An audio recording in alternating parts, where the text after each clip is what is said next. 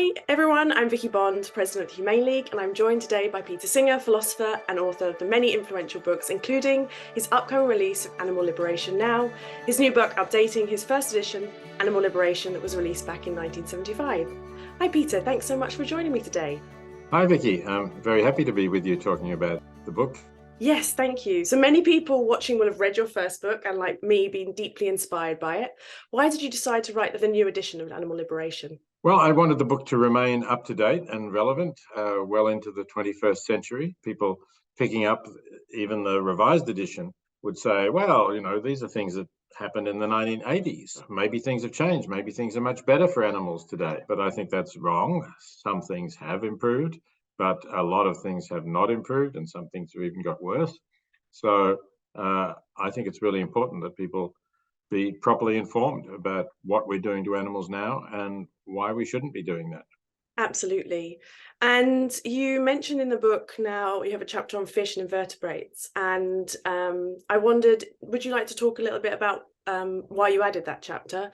Certainly. So one thing that I have become more aware of is the likelihood of not only capacity to feel pain, but also other feelings, that those things are likely to take place in species that we may not have thought it did before, like the cephalopods, octopus and squid.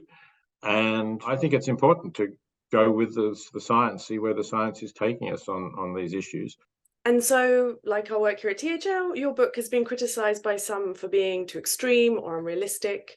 How do you respond to that criticism? What do you say to those who argue that animals do not deserve the same moral considerations as humans? We shouldn't give less consideration to similar interests of animals just because they're not humans. That pain is pain. If a human and a dog or a cow or a pig or a chicken feel similar amounts of pain when you do certain things to them, it's just as bad.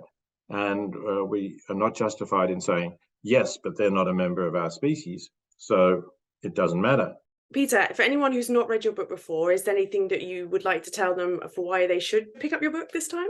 Well, a lot of people have said when they have picked up my book for the first time that they have always been concerned about what we do to animals, but they've always thought it was kind of just a feeling, a sentiment, and they didn't really understand until they read my book that it has a strong ethical basis, and we can't really, look at ourselves in the mirror and say you're living an ethical life if you're continuing to support what we're doing to literally tens of billions of animals in industrialized animal production.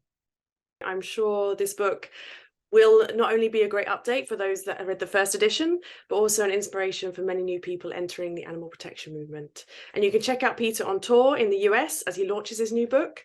Thank you again, Peter, for everything you do for animals and for joining me today. Well, thank you, Vicky, for everything that you and the Humane League is doing for animals too, because I think you're definitely taking us down the right path and showing what we can do if we get together and work together for change.